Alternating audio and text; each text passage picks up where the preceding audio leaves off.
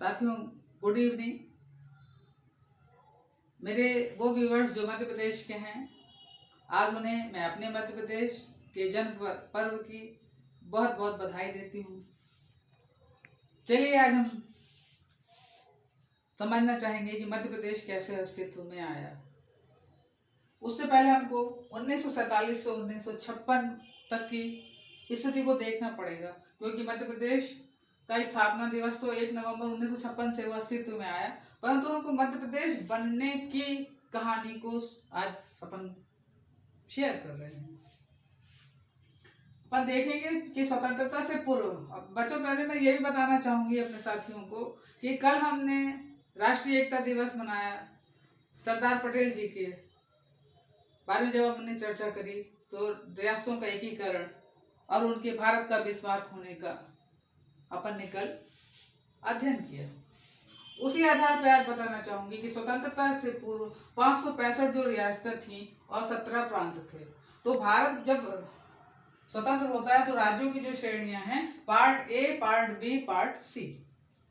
तो पार्ट ए जो है सीपी एंड बरार कहा जाता है इसको, परंतु अपन को सीपी के साथ एंड बरार जब वो बन रहा है, हमको तब की कहानी समझना होगा। उसकी राजधानी नागपुर थी।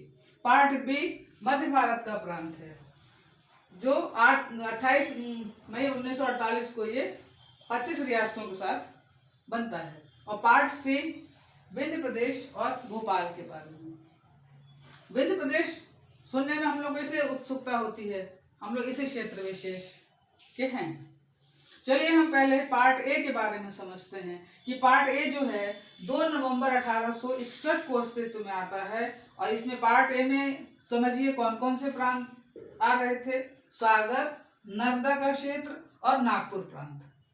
तो जो सागर था, क्योंकि इंग्लिश जो अंग्रेज थे उनका जो प्रोनाउंसिएशन था, सागर को वो सागौर बोल रहे हैं और नर्मदा को वो नेरबटा कहा जा रहा था। और नागपुर प्रांत ये कमिश्नरी एरिया था। 1921 में ये गवर्नर प्रोविंस हो जाता है, मतलब राज्यपाल के द्वारा ये संचालित कहलाएगा प्रांत। और 1930 में ये जो बरार है, ये जो बरार है, ये सेंट्रल प्रोविंस में इसका विलय हो जाता है। तब ये कहला रहा है सीपी एंड बरार। ठीक है, पहले सीपी है, फिर जब ये 1936 में ये आ रहा है, 1930 में ये सीपी एंड बरार कहला रहा है। ठीक है, तो ये तो मैं आपको बताना चाहूंगी। अब अपन देखते हैं पार्ट बी, मध्य प्रदेश। ये जो मध्य भारत का जो प्रांत है, ये 28 मई 1948 को 25 रियासतों के साथ आ रहा है। इसमें कौन कौन से क्षेत्र शामिल हैं? ग्वालियर और इंदौर। ठीक है, तो इसमें अपन को ये देखना, इसकी राजधानी, पार्ट ए की राजधानी तो नागपुर है, परंतु पार्ट बी की जो राजधानी है वो ग्वालियर और इंदौर है। अब इसमें ये देखा जाएगा कि इसको उस समय किस तरह दोनों राजधानी को कैसे मेंटेन किया जाता होगा। तो जो ग्वालियर है उसमें 6.5 माह की राजधानी रहा करती थी। 6.5 माह मतलब पूरे 12 महीनों को बांट दिया गया। 6.5 माह ग्वालियर और 5.5 माह इंदौर। इस तरह से राजधानी का काम होता था। अब अपन यहाँ ये देखना चाहेंगे पार्ट सी। पार्ट सी जो है विंध्य प्रदेश और भोपाल वाला एरिया है। तो इसको अपन यदि पार्ट सी देखें तो 1948 में ये जो पार्ट विंध्य प्रदेश वाला पार्ट सी है, तो बघेलखंड और बुंदेलखंड इस एरिया से ये बटा हुआ है। और यदि अपन बघेलखंड देखें तो स्वाभाविक है, एक प्रश्न आता है, महाराजा मार्तंड सिंह की छवि सामने आ जाती है कि हमने उनको देखा है, तो हमें उसका थोड़ा सा उनका बैकग्राउंड समझ में आता है, विंध्य क्षेत्र के बारे में समझ में आता है। तो अपन ये इसमें देखना चाहेंगे कि जब मंत्रिमंडल बन रहा है 1950 में, तो इधर देखिए 20 जुलाई 1968, ये जो आपका देख रहे हैं 1950 का, ये जब मंत्रिमंडल बन रहा है तो कप्तान अवधेश प्रताप सिंह उनके नेतृत्व में बन रहा है। और फिर 2 बार, एक मंत्रिमंडल 1950 का है, फिर एक मंत्रिमंडल है 1952 का, पंडित शंभुनाथ शुक्ल जी का। ये दोनों ही चीजें अपन क्षेत्र विशेष होने के कारण मैं ज्यादा आपको रुचि से बताना चाहूंगी, जो कि हमारा जो एपीएस, हम लोगों का जो रीवा क्षेत्र का जो यूनिवर्सिटीज है, एपीएस यूनिवर्सिटी से हमारी एफिलिएटेड है। तो मैं ये बताना चाहूंगी कि जो कप्तान अवधेश प्रताप सिंह के नेतृत्व में जो मंत्रिमंडल बनता है, उन्हीं के सम्मान में 20 जुलाई 1968 को अवधेश प्रताप सिंह विश्वविद्यालय की स्थापना होती है। और अभी मैंने काउंट करके देखा तो लगभग 55 वर्ष 3 महीने और 12 दिन हो रहे हैं कि एपीएस यूनिवर्सिटी को बने हुए, और उसी से हम लोग जितने भी हम लोग के कॉलेज है रीवा क्षेत्र के, उसी से एफिलेटेड है। अब अपन को ये जो संपूर्णात शुक्ल बता रही हूँ।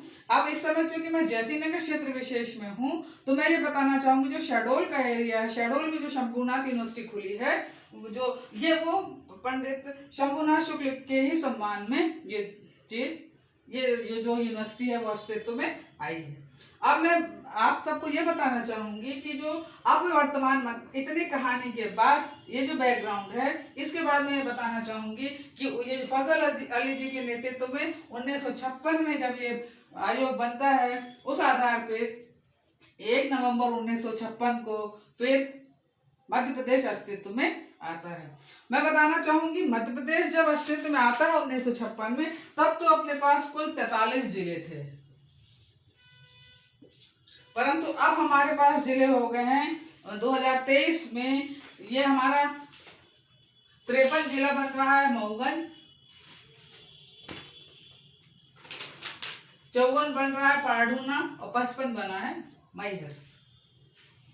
मैहर से इसलिए रुचि विशेष है कि जो मेरी एक शोधार्थी है, उसने अपना शोध कार्य को सतना जिला लिया था, और जैसे ही संभाग ये जो जिला बना मैहर जिला, तो एक ये लगा कि अब अध्ययन का क्षेत्र बदलना चाहिए, मैहर जिला कर दिया गया है। और पहला ऐसा पीएचडी वर्क होगा जो एपीएस यूनिवर्सिटी के अंतर्गत होगा कि मैहर जिले के संदर्भ को लेते हुए अब शोध कार्य किए जाएंगे। बताने में मुझे बड़ा हर्ष हो रहा है कि मैहर की जो कलेक्टर है रानी बाटट, वो यहाँ पर पहले कलेक्टर बन रही हैं। और उसके बाद से यदि अपन देखें वहाँ के एसपी कौन है, तो माननीय सुधीर अग्रवाल जी यहाँ के एसपी बने हैं। अभी लगभग इन लोगों को ज्वाइनिंग के 1 महीने नहीं हुए हैं। और पारडूना का देखें तो अजय देव सिंह वहाँ के एसडीएम हैं, और जो राजेश त्रिपाठी जी वहाँ के एसपी बने हैं यहाँ के। तो